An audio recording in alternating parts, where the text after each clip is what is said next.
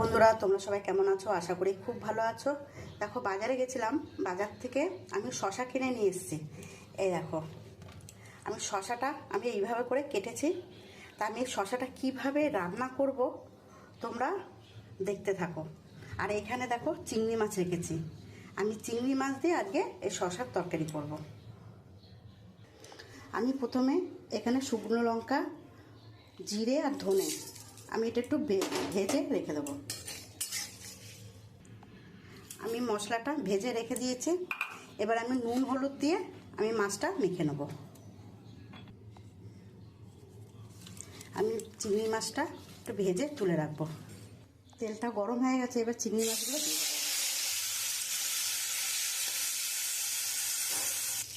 আমার চিংড়ি মাছ ভাজাগুলো হয়ে গেছে, এবার আমি তুলে নেব। আমি ওই তেলের মধ্যে আমি শশাগুলো দিয়ে দেবো।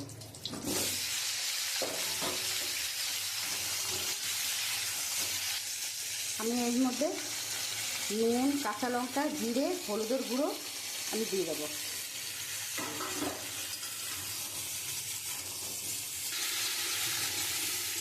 আমি মশলাটা দিয়ে একটু কষিয়ে নিয়েছি। এবার আমি জল দিয়ে দেবো।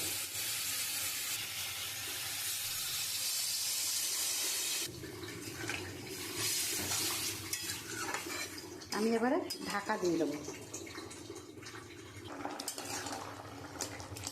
দেখো, শশাটা পুরো গলে গেছে। এবার আমি চিংড়ি মাছগুলো দিয়ে দেবো। আমি চিংড়ি মাছ দিয়ে দিয়েছি। এবার আমার হয়ে এসছে, এবার আমি নামিয়ে দেবো। নামিয়ে আমি সোমবার দেবো। আমি এখানে জিরে আর তেজপাতা ফোড়ন দিয়ে দেবো। আমি এর মধ্যে এবারে তরকারিটা ঢেলে দেবো। আমি ভেজে রাখা মশলাটা দিয়ে দেবো। খুব সুন্দর একটা গন্ধ বেরিয়েছে। এবার আমি নামিয়ে দেবো।